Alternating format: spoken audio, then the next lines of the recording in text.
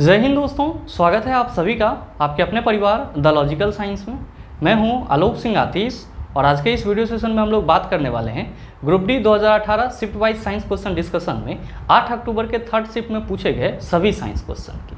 साथ ही आपकी जानकारी के लिए बताना चाहूँगा कि आज के इस सेशन का जो भी क्वेश्चन है उसका PDF आपको कहाँ मिलेगा, ये हमारे टेलीग्राम ग्रुप से मिल जाएगा, जिसका लिंक मैंने नीचे डिस्क्रिप्शन में डाल दिया है। आप वहाँ से जाकर के ले सकते हैं। बहरहाल आइए अपने सेशन की शुरुआत करते हैं और चलते हैं पहले क्वेश्चन की तरफ। आपका जो पहला क्वेश्चन है आज के इस सेशन का, क्वेश्चन नंबर 1, क्या पूछा जा रहा है आपसे पूछा जा रहा है निम्नलिखित में से कौन सा अवलोकन हमें यह निर्धारित करने में मदद करता है कि रासायनिक अभिक्रिया हुई है या नहीं। ऑप्शन दिया हुआ है स्थिति बदलना, दूसरा ऑप्शन है दिए गए सभी विकल्प, तीसरा ऑप्शन है रंग बदलना, चौथा ऑप्शन है गैस का उत्सर्जन। मेरे मित्र, सीधे सीधे आपसे क्वेश्चन ये पूछा जा रहा है कि आपका जो चारों ऑप्शन है, इन चारों ऑप्शन में से कौन सा ये बता रहा है कि रासायनिक अभिक्रिया हुई है या नहीं हुई है। आप कहेंगे कि गुरुजी इसका क्या मतलब हुआ। तो मेरे मित्र, ज़रा सा आप हमको ये बताओ कि अगर किसी को बुखार लगता है तो उसका लक्षण क्या होता है। आप कहेंगे कि गुरुजी उसका सर दर्द करेगा, उसका जो बॉडी का टेम्परेचर है वो अप हो जाएगा, यानी कि बढ़ जाएगा, तो हम लोग कहते हैं उसको बुखार लग गया। मेरे मित्र, उसी तरह केमिस्ट्री में आप सभी ध्यान में रखेंगे कि जब हम लोग बात करते हैं किसकी, केमिकल रिएक्शन की, किसकी बात करते हैं, केमिकल रिएक्शन की, यानी कि रासायनिक अभिक्रिया की, तो हम सभी क्या कहते हैं कि गुरुजी रासायनिक अभिक्रिया के अंतर्गत दो या दो से अधिक पदार्थ आपस में जुड़ करके क्या करते हैं, तो सर नए पदार्थ का निर्माण करते हैं। एज ए एग्जाम्पल अगर हम लोग बात करें कि गुरुजी कैल्शियम ऑक्साइड और H2O के बीच अभिक्रिया होता है तो क्या होता है, आप कहते हैं कि कैल्शियम हाइड्रोक्साइड का फॉर्मेशन होता है। यानी कि जब कैल्शियम ऑक्साइड वाटर के साथ रिएक्ट करता है तब ये क्या बना लेता है, कैल्शियम हाइड्रोक्साइड बना लेता है। और आप क्या कहते हो कि गुरुजी यहाँ पे केमिकल रिएक्शन हो रहा है। कैसे, तो यहाँ पे कैल्शियम ऑक्साइड और वाटर दोनों एक दूसरे के साथ जुड़ करके एक नया पदार्थ कैल्शियम हाइड्रोक्साइड बना रहा है। मेरे मित्र, ध्यान में रखेंगे कि ये जो आपका केमिकल रिएक्शन होता है और पूरे केमिस्ट्री में जो केमिकल रिएक्शन होता है उसके कुछ अपना प्रॉपर्टीज होते हैं, कुछ अपना कैरेक्टरिस्टिक्स होते हैं।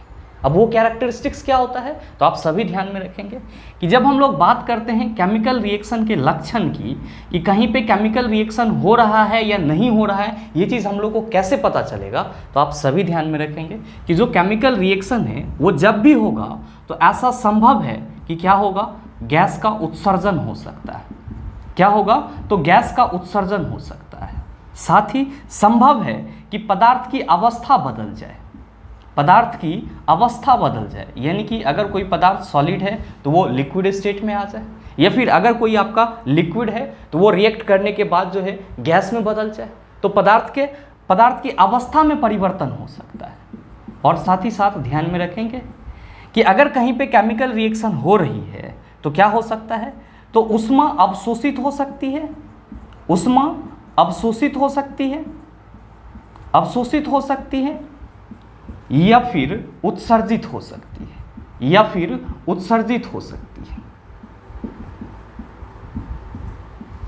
और साथ ही क्या ध्यान में रखेंगे कि ऐसा संभव है कि जो पदार्थ का कलर है उसमें भी परिवर्तन हो। तो आप ये भी कह सकते हैं कि गुरुजी रंग में परिवर्तन भी क्या हो सकता है, तो रासायनिक अभिक्रिया का उदाहरण हो सकता है। तो मोटे तौर पे आप ये कह सकते हो कि गुरुजी कहीं पे भी केमिकल रिएक्शन हो रही है या नहीं हो रही है, इस बात का पता लगाने के लिए मोटे तौर पे हमारे पास केमिकल रिएक्शन के 4 लक्षण हैं। अगर कहीं पे भी दो पदार्थ आपस में अभिक्रिया करके किसी भी प्रकार का गैस उत्सर्जन कर रहा है तो हम कहेंगे केमिकल रिएक्शन हो रहा है। कहीं पे भी दो पदार्थ आपस में जुड़ करके अपने स्टेट में चेंजिंग ले आ रहा है, यानी कि अपने अवस्था में परिवर्तन ला रहा है, तो हम कह सकते हैं कि केमिकल रिएक्शन हो रहा है। हम ये भी कह सकते हैं कि गुरुजी यहाँ पे जो पदार्थ की अवस्था में परिवर्तन है इसको स्थिति परिवर्तन भी बोला जा सकता है, बिल्कुल बोला जा सकता है। और ध्यान में रखेंगे कि कहीं पे भी दो पदार्थ आपस में जुड़ रहा है और उसको जोड़ने के लिए आपको किसकी जरूरत पड़ रही है, ऊष्मा की जरूरत पड़ रही है, तो आप कह सकते हैं कि वहाँ पे केमिकल रिएक्शन होगा। और कहीं पे भी दो पदार्थ आपस में जुड़ करके कुछ प्रोडक्ट का निर्माण कर रहा है और प्रोडक्ट निर्माण होने के साथ साथ कुछ मात्रा में ऊष्मा का भी निष्कासन हो रहा है, तो आप कह सकते हैं कि यहाँ पे केमिकल रिएक्शन हो रहा है। और अगर कहीं पे भी पदार्थों के कलर में चेंजिंग आ रहा है तो आप कह सकते हैं वहाँ पे केमिकल रिएक्शन हो रहा है। मतलब मोटे तौर पे आप ये कह सकते हैं कि किसी भी केमिकल रिएक्शन का जो लक्षण होता है या रासायनिक अभिक्रिया का जो लक्षण होता है वो क्या होता है, तो गैस का उत्सर्जन हो सकता है, पदार्थ की अवस्था में परिवर्तन हो सकता है, ऊष्मा अवशोषित हो सकती है या उत्सर्जित हो सकती है, रंग में परिवर्तन हो सकता है। आपसे क्वेश्चन क्या करा जा रहा है, क्वेश्चन करा जा रहा है कि निम्नलिखित में से कौन सा अवलोकन हमें यह निर्धारित करने में मदद करता है कि रासायनिक अभिक्रिया हुई है या नहीं। आप क्या कहेंगे कि गुरुजी पहला ऑप्शन है स्थिति बदलना, तो हम कह सकते हैं कि अगर कहीं पे स्थिति बदल रही है मतलब रासायनिक अभिक्रिया हो रही है। दूसरा ऑप्शन में है दिए गए सभी विकल्प, इसकी तो अभी बात ही नहीं करेंगे, पहले तो हम लोग बाकी के और दो ऑप्शन को पढ़ेंगे। आपका तीसरा ऑप्शन है रंग बदलना, आप कहेंगे बिल्कुल सर केमिकल रिएक्शन का लक्षण होगा। और आपका चौथा ऑप्शन है गैस का उत्सर्जन, आप क्या कहेंगे कि गुरुजी ऑप्शन नंबर ए, सी और डी तीनों क्या है, केमिकल रिएक्शन को निर्धारित करने के लिए अवलोकन है या उसके लक्षण है। तो इस हिसाब से हम कह सकते हैं कि हमारी इस क्वेश्चन का सही आंसर ऑप्शन नंबर बी हो जाएगा। मेरे मित्र आप सभी ध्यान में रखेंगे कि कहीं पे भी केमिकल रिएक्शन होगा तो वहाँ पे आपको क्या मिलेगा, तो दो चीज़ मिलेगा, एक रिएक्टेंट मिलेगा, दूसरा प्रोडक्ट मिलेगा। मैंने कई बार आपको बताया है, ध्यान में रखेंगे। रिएक्टेंट किसको बोला जाएगा, तो जो पदार्थ केमिकल रिएक्शन में पार्टिसिपेट करते हैं। यहाँ पे जो आपका कैल्शियम ऑक्साइड और वाटर के बीच में अभिक्रिया हो रहा है तो कैल्शियम हाइड्रोक्साइड बन रहा है, तो अभिक्रिया किसके बीच हो रहा है, तो कैल्शियम ऑक्साइड और वाटर के बीच, तो इसको क्या बोला जाएगा, तो आप ध्यान में रखना रिएक्टेंट बोला जाएगा, हिंदी में चला अभिकारक बोला जाएगा। क्या बोला जाएगा, अभिकारक बोला जाएगा। और जो चीज बनेगा उसको क्या बोला जाएगा, तो प्रोडक्ट बोला जाएगा। क्या बोला जाएगा, प्रोडक्ट, जिसको हिंदी में क्या कहा जाएगा, प्रतिफल कहा जाएगा। तो आप ये चीज भी ध्यान में रखेंगे। उम्मीद करते हैं समझ पाए होंगे। चलते हैं अगले क्वेश्चन की तरफ। आपका जो अगला क्वेश्चन है, क्वेश्चन नंबर 2, क्या पूछा जा रहा है आपसे, आपसे पूछा जा रहा है कि डैश पादप जगत के उभयचर कहलाते हैं। ऑप्शन है ब्रायोफाइटा, टेरिडोफाइटा, एंजियोस्पर्म, थैलोफाइटा। बताइए ना सॉल्व होगा। क्या ये क्वेश्चन आप सबों के लिए नया है, आप कहेंगे गुरुजी बिल्कुल नहीं, कई बार तो आपने बताया है कि प्लांट किंगडम का एम्फीबियन ब्रायोफाइटा को बोला जाता है। जब भी आपसे क्वेश्चन पूछा जाए कि प्लांट किंगडम का एम्फीबियन यानी कि उभयचर किसको बोला जाता है, तो आप सभी कहेंगे ब्रायोफाइटा को बोला जाता है। ना हो तो कहीं पे लिख लेंगे क्या है ये, तो आप कहेंगे कि एम्फीबियन ऑफ प्लांट किंगडम है, एम्फीबियन ऑफ प्लांट किंगडम है। तो मेरे मित्र आपसे जो क्वेश्चन करा जा रहा है पहले तो उसका सीधा सीधा आंसर क्या हो जाएगा, आप सभी कहेंगे कि गुरुजी ऑप्शन नंबर ए हो जाएगा। मेरे मित्र आप सबों के मन में चल रहा होगा कि गुरुजी ये एम्फीबियन इसको क्यों बोला जाता है, तो भाई मेरे इसी को हम लोग क्या कहते हैं, इसी को हम लोग हिंदी में उभयचर कहते हैं। और उभयचर कौन होते हैं, तो आप कहते हैं कि गुरुजी जो जंतु जल और थल दोनों जगह पे रह सकते हैं उसी को उभयचर बोला जाता है।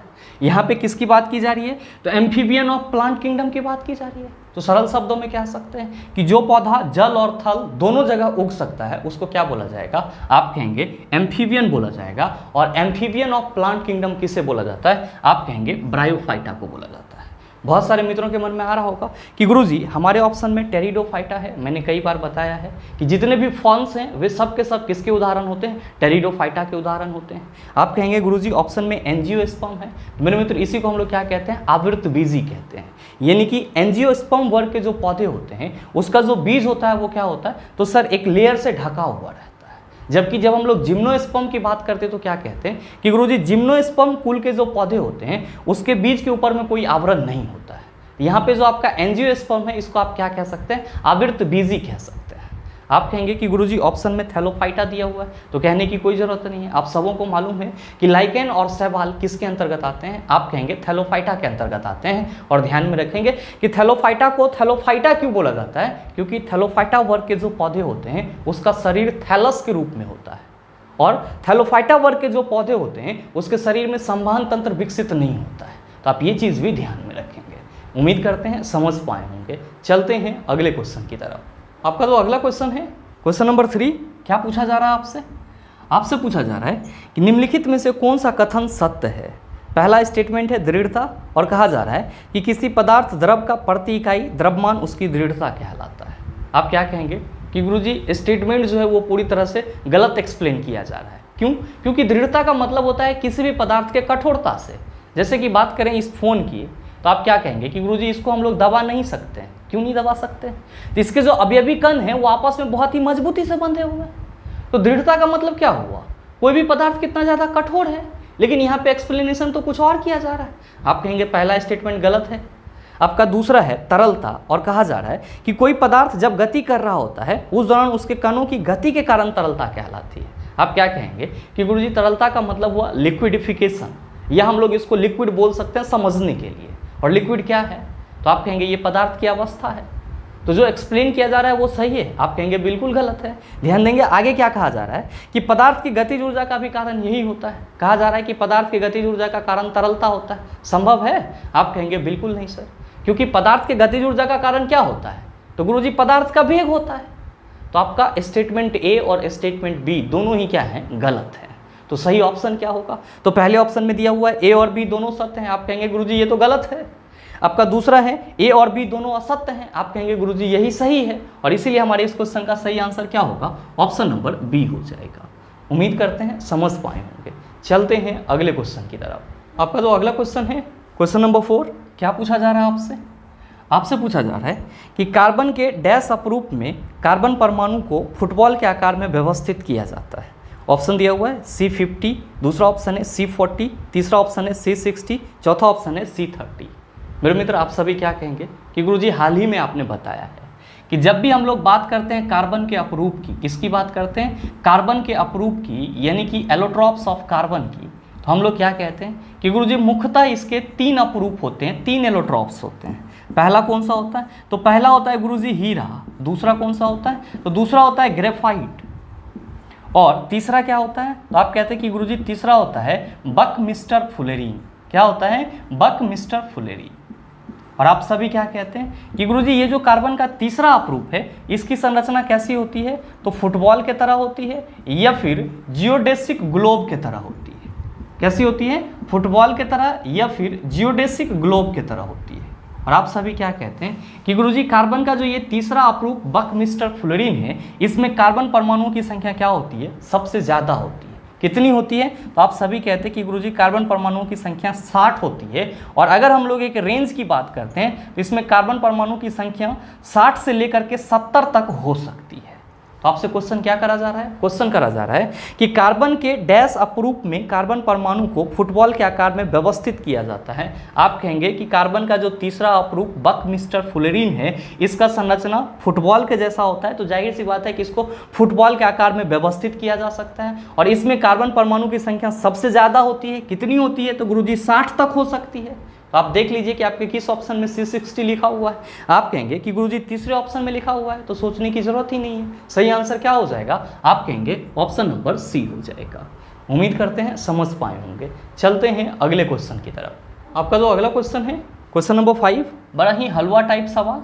आपसे पूछा जा रहा है कि एक परमाणु द्रव्यमान की इकाई AMU किसके बराबर होती है? ऑप्शन दिया हुआ है 1.6 × 10⁻⁻27 kg, दूसरा ऑप्शन है 16 × 10⁻⁻27 kg, तीसरा ऑप्शन है 1.6 × 10⁻27 kg और चौथा ऑप्शन है 0.16 × 10⁻⁻27 kg। क्या होगा इसका आंसर?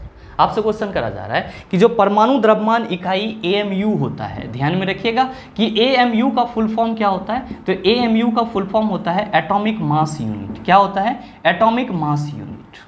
तो आपसे ये क्वेश्चन करा जा रहा है कि 1 AMU जो है वो कितना के बराबर होती है? तो आप सभी ध्यान में रखेंगे 1.6 × 10⁻⁻27 kg के बराबर होती है। AMU का फुल फॉर्म क्या होता है? एटॉमिक मास यूनिट होता है। और एक AMU कितने के बराबर होती है? आप कहेंगे 1.6 × 10⁻⁻27 kg के बराबर होती है। आपसे जो क्वेश्चन करा जा रहा है कि एक परमाणु द्रव्यमान की इकाई किसके बराबर होती है? आप कहेंगे गुरुजी सेम वैल्यू हमारे ऑप्शन नंबर ए में लिखा हुआ है, इसीलिए हमारे इस क्वेश्चन का सही आंसर ऑप्शन नंबर ए हो जाएगा। उम्मीद करते हैं समझ पाए होंगे। चलते हैं अगले क्वेश्चन की तरफ। आपका जो अगला क्वेश्चन है क्वेश्चन नंबर 6, क्या पूछा जा रहा है आपसे? आपसे पूछा जा रहा है कि तापमान को केल्विन पैमाने से सेल्सियस पैमाने में बदलने के लिए आपको दिए गए तापमान में 273 डैश होगा। ऑप्शन दिया हुआ है से भाग देना होगा, दूसरा ऑप्शन है गुना करना होगा, तीसरा ऑप्शन है जोड़ना होगा और चौथा ऑप्शन है घटाना होगा। बताइए इससे आसान क्वेश्चन क्या हो सकता है? आपसे क्वेश्चन करा जा रहा है कि तापमान को केल्विन पैमाने से सेल्सियस पैमाने में बदलने के लिए 273 क्या करना पड़ता है? आप क्या कहते हैं कि गुरुजी अगर हम लोग बात करते हैं टेम्परेचर को केल्विन से किस में ले जाने की? डिग्री सेल्सियस में ले जाने की।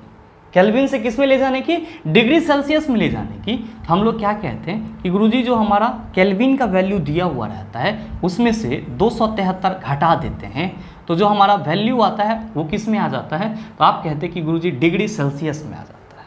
और आप क्या कहते हैं कि गुरुजी अगर हम लोगों को डिग्री सेल्सियस से केल्विन में जाना होता है, डिग्री सेल्सियस से किस में जाना होता है, केल्विन में जाना होता है, तो हम लोग क्या करते हैं कि जो हमारा डिग्री सेल्सियस वैल्यू दिया हुआ रहता है उसमें हम लोग क्या करते हैं 273 ऐड कर देते हैं, तो हम लोग किस में चले जाते हैं, केल्विन में चले जाते हैं। जैसे एक छोटा सा एग्जांपल लेते हैं, अगर आपको कोई ये बोले कि ये बताओ कि 100 डिग्री सेल्सियस केल्विन में कितना होगा, आप कहेंगे चाचा कैसा क्वेश्चन पूछ रहे हैं, 100 डिग्री सेल्सियस में 273 जोड़ दीजिए 373 केल्विन हो जाएगा। और अगर कोई आपसे ये पूछ दे ये बताओ कि 373 केल्विन जो है वो कितना डिग्री सेल्सियस के बराबर होगा, आप क्या कहिएगा कि 273 एक में से घटा लीजिए, कितना डिग्री सेल्सियस के बराबर होगा, 100 डिग्री सेल्सियस के बराबर होगा। तो चला क्वेश्चन भी तो यही पूछा जा रहा है क्या कि तापमान को केल्विन पैमाने से सेल्सियस पैमाने में बदलने के लिए आपको दिए गए तापमान में 273 डैश होगा, आप कहेंगे घटाना होगा। तो सही ऑप्शन क्या होगा, आप कहिएगा ऑप्शन नंबर डी हो जाएगा। उम्मीद करते हैं समझ पाए होंगे। चलते हैं अगले क्वेश्चन की तरफ। आपका जो अगला क्वेश्चन है क्वेश्चन नंबर 7, क्या पूछा जा रहा है आपसे पूछा जा रहा है कि किसी वस्तु द्वारा किया गया कार्य 56 जूल है और उस पर लगाया गया बल 7 न्यूटन है, विस्थापन ज्ञात करें। बताइए ना सॉल्व होगा, आप कहेंगे गुरुजी आसानी से सॉल्व हो जाएगा। क्यों, आप सबों को मालूम है भाई मेरे कि W यानी कि कार्य इक्वल टू क्या होता है, तो गुरुजी फोर्स इनटू डिस्प्लेसमेंट होता है। डिस्प्लेसमेंट को S से रिप्रेजेंट करते हैं। हमारे क्वेश्चन में कार्य कितना दिया हुआ है, 56 जूल दिया हुआ है, साथ ही फोर्स कितना है, तो गुरुजी 7 न्यूटन दिया हुआ है। क्या निकालना है, तो विस्थापन निकालना है। क्या कहिएगा, S इक्वल टू हो जाएगा 56/7, 7 8 कितना होता है 56। आंसर कितना आएगा 8 मीटर। ऑप्शन क्या हो जाएगा, ऑप्शन नंबर सी हो जाएगा। उम्मीद करते हैं समझ पाए होंगे।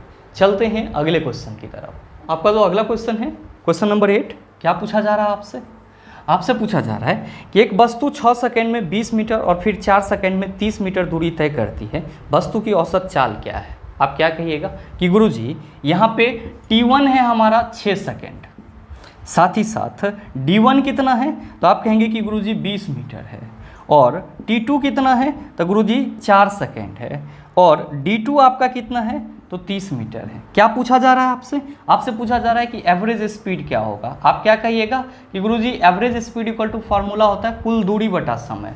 कुल दूरी आपका कितना होगा, आप कहिएगा D1 प्लस D2 हो जाएगा। तो भाई क्या हम इस क्वेश्चन के लिए D1 प्लस D2 लिख सकते हैं, आप कहेंगे शौक से लिख सकते हैं। और कुल दूरी बटा कुल समय, तो कुल समय क्या होगा, तो गुरुजी T1 प्लस T2। तो इस क्वेश्चन के लिए क्या हम लोग यहाँ पे T1 प्लस T2 लिख सकते हैं, आप कहेंगे बिल्कुल लिख सकते हैं। D1 कितना है चला 20, D2 कितना है, तो गुरुजी 30, T1 कितना है आपका 6, और आपका T2 कितना है, तो गुरुजी T2 है 4 सेकेंड। 30 और 20 कितना होगा 50, अब बटा क्या हो जाएगा गुरुजी 10, ये 0 एक साथ सेटल हो जाएगा। सही आंसर क्या होगा 5 मीटर पर सेकेंड। तो आप देख लीजिए कि आपके किस ऑप्शन में 5 मीटर पर सेकेंड है। आप कहेंगे कि गुरुजी तीसरे ऑप्शन में है, तो बिल्कुल आपके इस क्वेश्चन का सही आंसर ऑप्शन नंबर सी होगा। मेरे मित्र ध्यान में रखिएगा कि ऐसे प्रश्नों को आपको इतना तामझाम करने की जरूरत नहीं है। माइंड में आप सोच लेंगे 20 और 30 50 होता है, और 6 और 4 10, 10 5 50। सही आंसर क्या होगा, ऑप्शन नंबर सी होगा। मैंने कई बार इस टाइप का प्रश्न आप सबों को बताया है, इसमें आपको कोई कन्फ्यूजन नहीं होना चाहिए। बहरहाल चलते हैं अगले क्वेश्चन की तरफ। आपका जो अगला क्वेश्चन है क्वेश्चन नंबर 9, क्या पूछा जा रहा है आपसे पूछा जा रहा है कि डैश एक माध्यम में ध्वनि की गति निर्धारित करता है। ऑप्शन दिया हुआ है तरंग की ध्वनि, दूसरा ऑप्शन है तरंग की स्वर विशेषता, तीसरा ऑप्शन है माध्यम की प्रकृति, चौथा ऑप्शन है तरंग का आयाम। क्या होगा इसका आंसर, आपसे क्वेश्चन करा जा रहा है कि इन चारों ऑप्शन में से कौन सा ऑप्शन जो है वो एक माध्यम में ध्वनि की गति को निर्धारित करता है। आप क्या कहेंगे कि गुरुजी पहले ये बताओ कि ध्वनि क्या है। तो मेरे मित्र इसी को साउंड बोला जाता है। और आप सभी ध्यान में रखेंगे कि जो साउंड है वो एक प्रकार की ऊर्जा है जो आपको सुनने की संवेदना प्रदान करती है। कोई भी आपसे पूछे साउंड क्या है, आप कहेंगे साउंड एक प्रकार की ऊर्जा है जो हम लोग को सुनने की संवेदना प्रदान करती है। और साथ ही ध्यान में रखेंगे कि अगर आपसे क्वेश्चन ये पूछ दिया जाए कि ये बताओ ये ध्वनि उत्पन्न कैसे होती है, तो आप क्या कहेंगे कि जो साउंड है वो वाइब्रेशन से उत्पन्न होती है, यानी कि कंपन से उत्पन्न होती है। साउंड जो है वो कैसे उत्पन्न होती है, तो आप सभी ध्यान में रखेंगे कंपन से उत्पन्न होती है। और मेरे मित्र आप सभी ध्यान में रखिएगा कि साउंड को एक जगह से दूसरे जगह जाने के लिए, साउंड को एक जगह से दूसरे जगह प्रोपेगेट करने के लिए किसकी जरूरत होती है? माध्यम की जरूरत होती है। साउंड को एक जगह से दूसरे जगह गमन करने के लिए, साउंड को गमन करने के लिए किसकी जरूरत होती है? तो आप सभी ध्यान में रखेंगे, माध्यम की जरूरत होती है, यानी कि मीडियम की जरूरत होती है। और मेरे मित्र अगर आपसे कोई ये पूछे कि आपके पास टोटल माध्यम कितने हैं, तो आप क्या कहते हैं कि गुरुजी हमारे पास 3 ही माध्यम है। कौन कौन सा? तो आप कहते हैं कि गुरुजी पहला है ठोस, दूसरा कौन सा है? तो आप कहते हैं दूसरा है द्रव, और तीसरा क्या है आपका? तो गुरुजी गैस। इसका मतलब ये हुआ कि जो साउंड है वो बिना माध्यम के एक जगह से दूसरी जगह प्रोपेगेट नहीं कर सकती है। इसको हमेशा क्या चाहिए होगा? एक जगह से दूसरी जगह जाने के लिए माध्यम चाहिए होगा। माध्यम क्या हो सकता है? ठोस भी हो सकता है, द्रव भी हो सकता है, गैस भी हो सकता है। और आप सभी ध्यान में रखेंगे कि ध्वनि की गति ठोस में सबसे ज़्यादा होती है। ध्वनि की गति ठोस में क्या होती है? सबसे ज़्यादा होती है। यहाँ पे मैं गति लिख दे रहा हूँ कि ध्वनि की गति ठोस में सबसे ज़्यादा होती है। द्रव में क्या होता है? तो ठोस से कम होता है। जबकि गैस में क्या होता है? तो गैस में सबसे कम होता है। आप सबों के मन में आ रहा होगा कि गुरुजी अप्रॉक्स डाटा बताओ कि ठोस में कितना स्पीड होता है, द्रव में कितना होता है और गैस में कितना होता है। तो ध्यान में रखेंगे कि ठोस में ध्वनि की गति लगभग 5000 मीटर पर सेकंड होती है, और द्रव में 1500 मीटर पर सेकंड, और साथ ही गैस में लगभग 340 मीटर पर सेकंड हम लोग लेते हैं। तो आप क्या देख रहे हैं कि किसी भी माध्यम में जो ध्वनि का गमन करने का वेग है, यानी कि जो गति है, उसको कौन निर्धारित कर रहा है? तो आप कहेंगे माध्यम की प्रकृति। माध्यम की प्रकृति का मतलब क्या? कि माध्यम आपका ठोस है, द्रव है, गैस है, क्या है?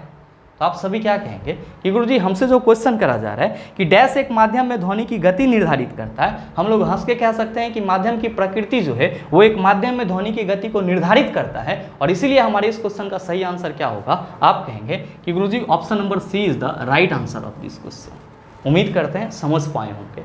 चलते हैं अगले क्वेश्चन की तरफ। आपका जो अगला क्वेश्चन है, क्वेश्चन नंबर 10, क्या पूछा जा रहा है आपसे? आपसे पूछा जा रहा है कि निम्नलिखित में से कौन सा एक भौतिक परिवर्तन है? बताइए, ना बनेगा ये क्वेश्चन? आप कहेंगे गुरुजी आसानी से बन जाएगा। भौतिक परिवर्तन का मतलब क्या हुआ? भौतिक परिवर्तन का मतलब हुआ कि वैसा परिवर्तन जिसमें परिवर्तित पदार्थ फिर से अपने मूल अवस्था में वापस लौट जाए, उसको हम लोग क्या कहेंगे? भौतिक परिवर्तन कहेंगे।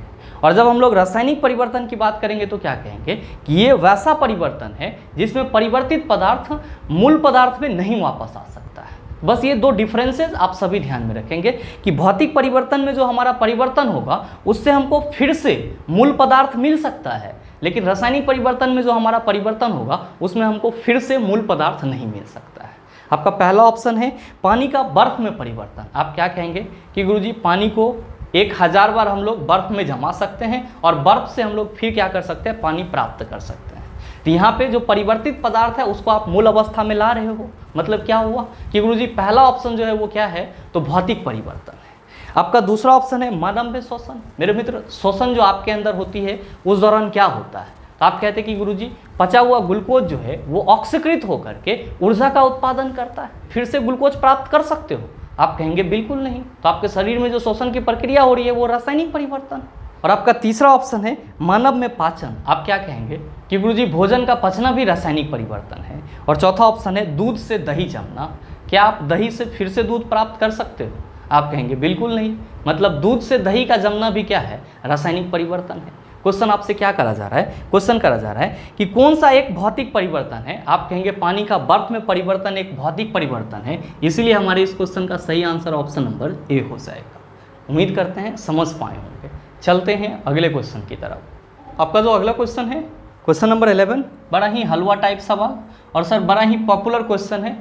हर एक सेट में लगभग आपको 2-4 दिन गैप करके मिल जा रहा है ऐसा क्वेश्चन। क्वेश्चन करा जा रहा है कि किरण 90 मीटर लंबे पुल में तैरती है एक छोर से दूसरे छोर तक, और फिर वहां से वापस उसी सीधे पथ पर तैरकर 1 मिनट में 180 मीटर की दूरी तय करती है। आपसे पूछा जा रहा है कि किरण का औसत वेग ज्ञात करें। क्या होगा इसका आंसर? बताइए, बनेगा या नहीं बनेगा? आप क्या कहेंगे कि गुरुजी आसानी से बन जाएगा। और अगर आपसे आसानी से बन जाएगा तो सही आंसर क्या होगा नीचे कमेंट करके ज़रूर बताइएगा। आपके कमेंट का इंतजार रहेगा।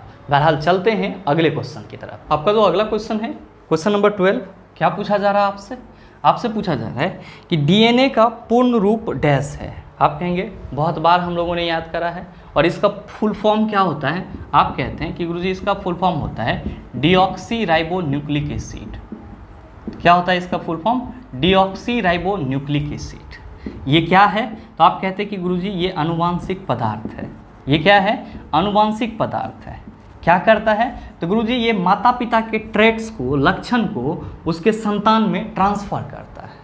और साथ ही आप सभी ध्यान में रखेंगे कि जो डीएनए है ये एक प्रकार का क्या है? तो आप सभी ध्यान में रखना, ये एक प्रकार का न्यूक्लिक एसिड है। क्या है? न्यूक्लिक एसिड है। और साथ ही अगर क्वेश्चन करा जाए कि डीएनए की संरचना कैसी होती है, तो आप क्या कहेंगे कि डीएनए की संरचना द्विकुंडलित होती है। कैसी होती है? द्विकुंडलित होती है। तो मेरे मित्र, आपसे जो क्वेश्चन करा जा रहा है कि डीएनए का पूर्ण रूप डैश है, आप क्या कहेंगे? Deoxy ribo nucleic acid. तो देख लीजिए किस ऑप्शन में है। आप कहेंगे गुरुजी पहला ऑप्शन में है डीऑक्सी राइबो न्यूक्लियर एसिड। क्या ये होगा? आप कहेंगे यहाँ पे न्यूक्लियर है, जबकि होना क्या चाहिए? न्यूक्लिक होना चाहिए। पहला ऑप्शन तो चला गया। दूसरा ऑप्शन है डी न्यूक्लिक एसिड। आप कहेंगे ये भी नहीं होगा। तीसरा ऑप्शन है डीऑक्सी राइबस न्यूक्लियर एसिड। आप कहेंगे गुरुजी ये भी नहीं होगा। चौथा ऑप्शन क्या है? Deoxy ribo nucleic acid. आप कहेंगे सही प्रोनाउंसिएशन चौथा ऑप्शन है, इसलिए हमारे इस क्वेश्चन का सही आंसर ऑप्शन नंबर डी हो जाएगा। ध्यान में रखिएगा, कभी कभी ये क्वेश्चन भी पूछ लिया जाता है कि निम्नलिखित में से अनुवांशिक पदार्थ है। आप कहेंगे डीएनए। फुल फॉर्म तो आपको याद ही रहेगा। इसकी संरचना कैसी होती है? द्विकुंडलित होती है। और साथ ही अगर क्वेश्चन ये करा जाए कि डीएनए किस प्रकार का एसिड होता है, तो आप कहेंगे ये एक प्रकार का न्यूक्लिक एसिड है। उम्मीद करते हैं समझ पाए होंगे। चलते हैं अगले क्वेश्चन की तरफ। आपका जो अगला क्वेश्चन है, क्वेश्चन नंबर 13, बड़ा ही आसान सा सवाल। आपसे पूछा जा रहा है कि उभयचरों और अधिकांश सरीसृपों में डैश होता है। पहला ऑप्शन है एक कक्षीय हृदय, दूसरा ऑप्शन है 3 कक्षीय हृदय, और तीसरा ऑप्शन है 2 कक्षीय हृदय, चौथा ऑप्शन है 4 कक्षीय हृदय। आप क्या कहेंगे कि गुरुजी जस्ट पीछे के सेशन में आपने बताया है कि जब हम लोग बात करते हैं किसके? मत्स्य वर्ग के प्राणी की, यानी कि जब हम लोग बात करते हैं पिसेज वर्ग के जंतु की, तो हम सभी क्या कहते हैं कि गुरुजी इसके हृदय में 2 चैम्बर होते हैं, यानी कि 2 कक्ष होते हैं। और साथ ही जब हम लोग बात करते हैं उभयचर की, यानी कि एम्फीबियन की, और साथ ही साथ किसकी? रेप्टाइल्स की, यानी कि रेंगने वाले जंतु की, तो इसके हार्ट में कितने चैम्बर होते हैं? आप कहते हैं 3 चैम्बर होते हैं। ध्यान में रखेंगे। एक्सेप्ट क्या सर? तो एक्सेप्ट क्रोकोडाइल, जिसको हम लोग क्या कहते हैं? मगरमच्छ। मगरमच्छ क्या है? तो ये आपका रेप्टेलिया संघ से बिलोंग करता है, रेंगने वाले जंतु के संघ से बिलोंग करता है। लेकिन मगरमच्छ के हृदय में कितने चैम्बर होते हैं? तो आप सभी ध्यान में रखेंगे 4 चैम्बर होते हैं। सेम डाटा मैंने पीछे के सेशन में बताया है। और साथ ही ध्यान में रखिएगा कि जब हम लोग बात करते हैं मेमेलिया वर्ग के जंतु की, किसकी बात करते हैं? मेमेलिया वर्ग के जंतु की। और साथ ही किसकी बात करते हैं? एविज वर्ग के जंतु की। तो इन दोनों के ही हार्ट में कितने चैम्बर होते हैं? 4 चैम्बर होते हैं। कितने चैम्बर होते हैं? 4 चैम्बर होते हैं। तो आपसे क्वेश्चन क्या करा जा रहा है? क्वेश्चन करा जा रहा है कि उभयचरों और अधिकांश सरीसृपों में डैश होता है। आप क्या कहेंगे? 3 चैम्बर होता है। तो सही आंसर क्या होगा? आप कहेंगे गुरुजी 3 चैम्बर जो है, यानी कि 3 कक्षीय हृदय जो है, वो हमारे ऑप्शन नंबर बी में लिखा हुआ है। तो भाई मेरे बिल्कुल आपके इस क्वेश्चन का सही आंसर ऑप्शन नंबर बी हो जाएगा। उम्मीद करते हैं समझ पाए होंगे। चलते हैं अगले क्वेश्चन की तरफ। आपका जो अगला क्वेश्चन है, क्वेश्चन नंबर 14, बड़ा ही हलवा टाइप सवाल सा। आपसे पूछा जा रहा है कि अगर बल्ब फिलामेंट का प्रतिरोध 1200 ओम है, तो 220 वोल्ट स्रोत से इलेक्ट्रिक बल्ब में से कितनी धारा प्रवाहित होगी? बताइए ना सॉल्व होगा? आप कहेंगे गुरुजी आसानी से सॉल्व हो जाएगा। क्वेश्चन में प्रतिरोध दिया हुआ है 1200 ओम। कितना दिया हुआ है? 1200 ओम। साथ ही साथ विभवांतर कितना दिया हुआ है? 220 वोल्ट। क्या पूछा जा रहा है? आई क्या होगा? क्या कहिएगा? आई इक्वल टू वी बटा आर होता है। 220 बटा क्या हो जाएगा? आप कहेंगे 1200। ये जीरो इसके साथ कैंसिल हो जाएगा। 22 बटा 120 को जब आप सॉल्व करेंगे तो 0.18 के समथिंग आएगा। और सही आंसर क्या हो जाएगा? ऑप्शन नंबर बी हो जाएगा। उम्मीद करते हैं समझ पाए होंगे। चलते हैं अगले क्वेश्चन की तरफ। आपका जो अगला क्वेश्चन है, क्वेश्चन नंबर 15, बड़ा ही लॉलीपॉप सा सवाल। भाई मेरा ये शिफ्ट जिसका भी होगा वो साइंस को 4 मारा होगा, अगर पढ़ने वाला होगा तो, और अगर नहीं पढ़ने वाला होगा, साफे गया गुजरा होगा, तो उससे ये ऐसा क्वेश्चन भी नहीं बना होगा।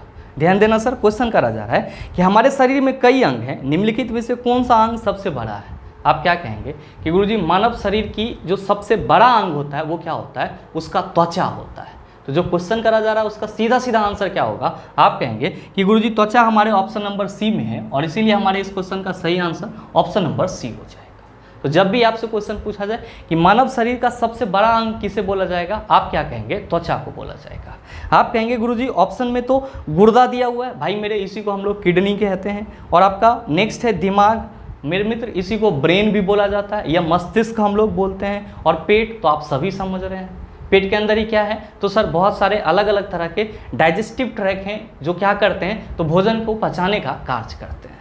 उम्मीद करते हैं समझ पाए होंगे। चलते हैं अगले क्वेश्चन की तरफ। आपका जो अगला क्वेश्चन है क्वेश्चन नंबर 16, क्या पूछा जा रहा है आपसे पूछा जा रहा है कि 3 kg की एक पिस्तौल से 180 मीटर पर सेकेंड वेग से एक 40 ग्राम की गोली क्षैतिज रूप से चलाई गई है, पिस्तौल का प्रतिघाती वेग कितना है? बताइए, ना सॉल्व होगा? आप कहेंगे गुरुजी आसानी से सॉल्व हो जाएगा। हम लोग को v इक्वल टू यहाँ पे -mv/m का फॉर्मूला लगाना है। ध्यान दीजिएगा कि छोटा वाला m क्या है, गोली का द्रव्यमान, और क्वेश्चन में गोली का द्रव्यमान कितना दिया हुआ है, 40 ग्राम। तो क्या करेंगे, केजी में बदल लेंगे। 40 बटा क्या हो जाएगा, 1000, ये इसके साथ कट जाएगा और ये क्या हो जाएगा, आप कहेंगे कि गुरुजी ये हो जाएगा 0.04 kg।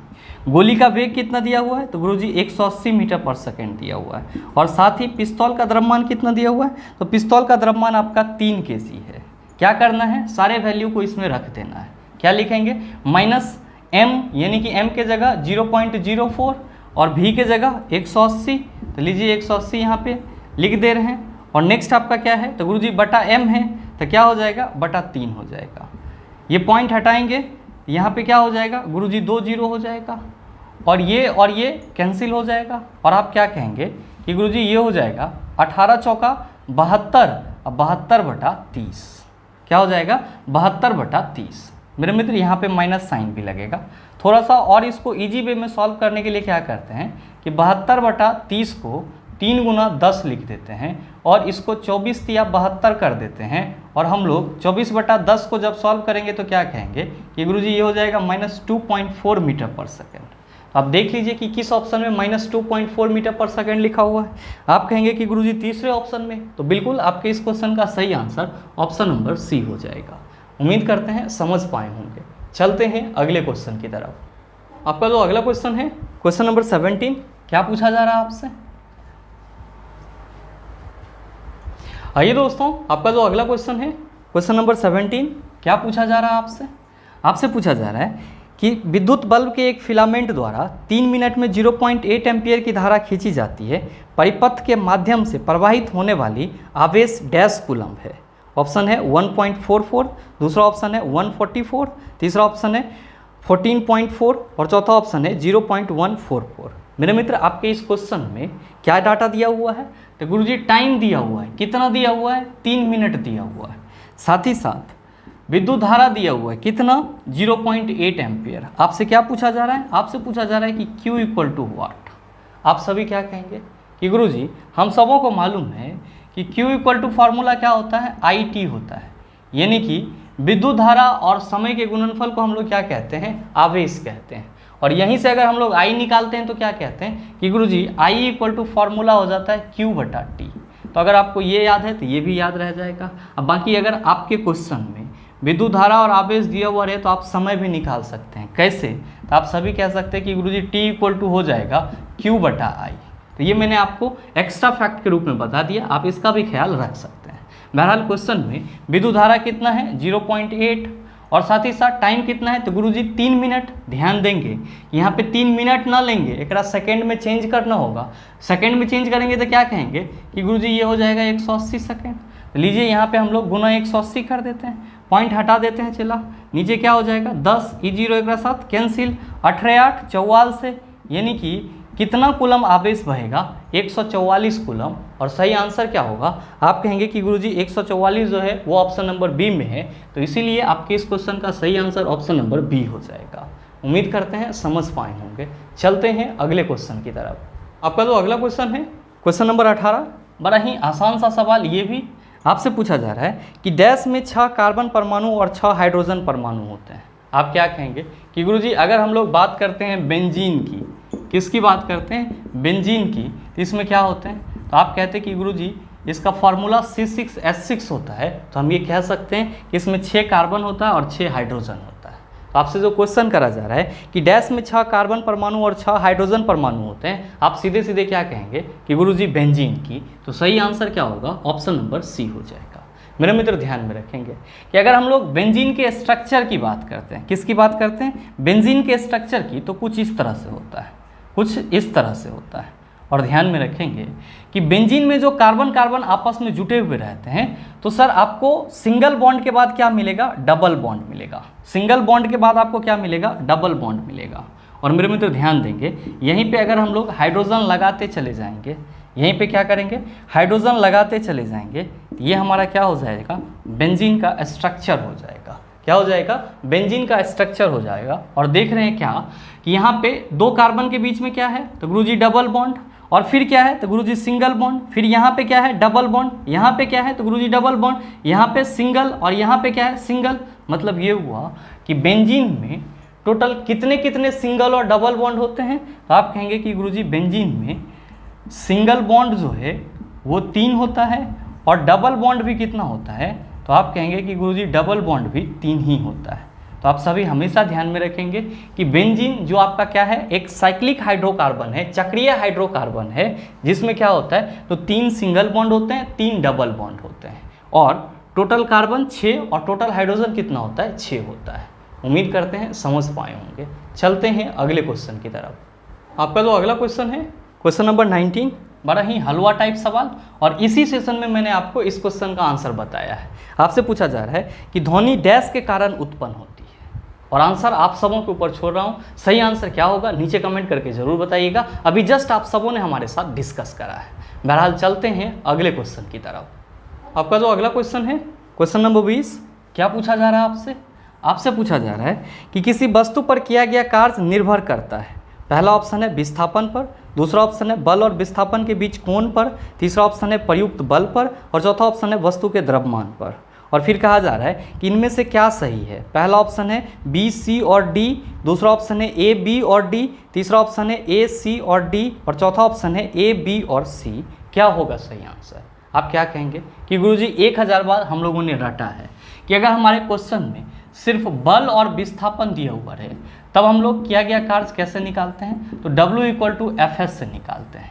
लेकिन अगर हमारे क्वेश्चन में F एवं S यानी कि बल एवं विस्थापन के बीच में, बल एवं विस्थापन के बीच में बने हुए कोण का जिक्र किया हो, बने हुए कोण का जिक्र किया गया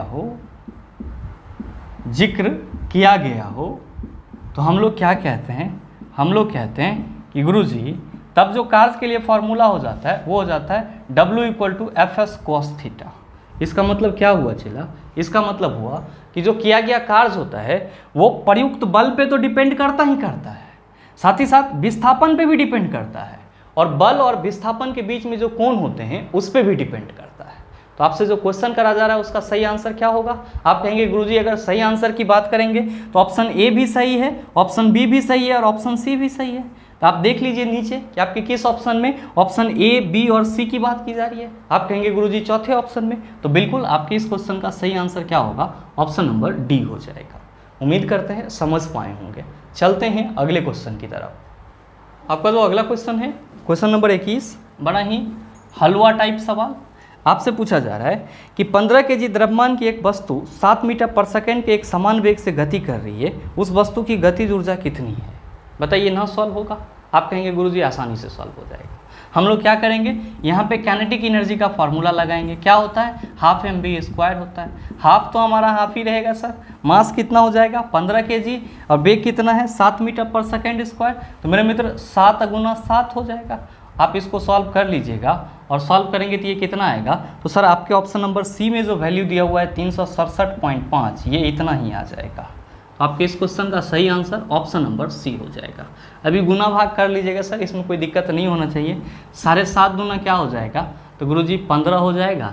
अब एकरा आप गुना करेंगे तो इतना ही आएगा सर। उम्मीद करते हैं समझ पाए होंगे। चलते हैं अगले क्वेश्चन की तरफ। आपका जो अगला क्वेश्चन है, क्वेश्चन नंबर आइए दोस्तों, आपका जो अगला क्वेश्चन है, क्वेश्चन नंबर 22, क्या पूछा जा रहा है आपसे? आपसे पूछा जा रहा है कि एक कार पुल से गिरते हुए 0.8 सेकंड में भूमि पर गिर जाती है। भूमि पर टकराने के समय इसकी चाल कितनी होगी? दिया गया है g = 10 मीटर पर सेकंड स्क्वायर। आप क्या कहिएगा कि गुरुजी कार पुल से नीचे गिर रहा है, अचानक से इसकी वेलोसिटी मैक्सिमम नहीं हुई होगी, क्या हुआ होगा? तो 0 से चलना स्टार्ट करा होगा। तो मेरे मित्र यहाँ पर कार का प्रारंभिक वेग क्या मानेंगे? 0।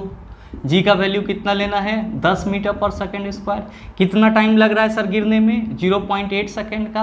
आपसे क्या पूछा जा रहा है कि ज़मीन से टकराने से पहले उसकी वेग क्या रही होगी? आप कहिएगा कि गुरुजी ज़मीन से टकराने से पहले उसका वेग जो है वो v मान लीजिए। अब v = वाट लिख दीजिए।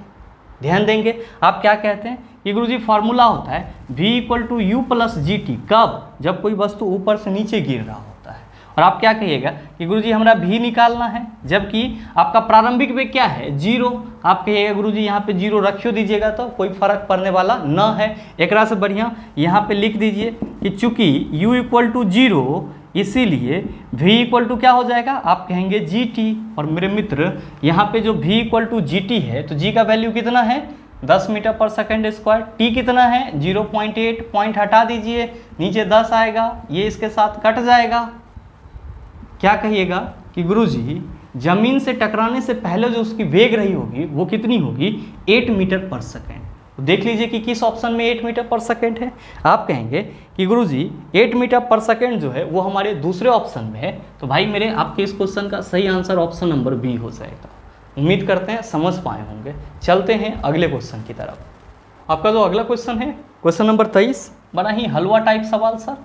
आपसे पूछा जा रहा है कि लेंथेनम की परमाणु संख्या है, बताइए ना सॉल्व होगा? आप कहेंगे गुरुजी 1000 बार आपने बताया है कि जब हम लोग बात करते हैं लेंथेनम की तो क्या कहते हैं कि इसका सिंबल La होता है और परमाणु संख्या कितनी होती है? 57 होती है। तो जो क्वेश्चन करा जा रहा है उसका सीधा आंसर क्या होगा? आप कहेंगे ऑप्शन नंबर डी हो जाएगा। मेरे मित्र आपके इसी क्वेश्चन के साथ 8 अक्टूबर के थर्ड शिफ्ट में जो भी क्वेश्चन पूछे गए थे वो पूरी तरह से कंप्लीट होता है। और मेरे ख्याल से आप सबों ने क्वेश्चन का लेवल देखा होगा और आपको लगा होगा कि पूरे ग्रुप डी एग्जाम में सबसे इजी क्वेश्चन वाला जो शिफ्ट था वो आपका यही था। और साथ ही उम्मीद करते हैं कि अगर आपको इस टाइप का कोई भी प्रश्न दे दिया जाएगा तो आप उसका जवाब आसानी से दे सकते हैं।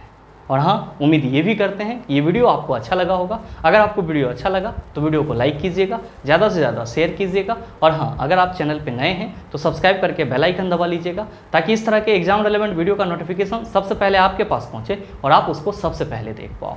मिलते हैं फिर अगले सीजन में, तब तक के लिए best of luck. Thank you, have a nice day.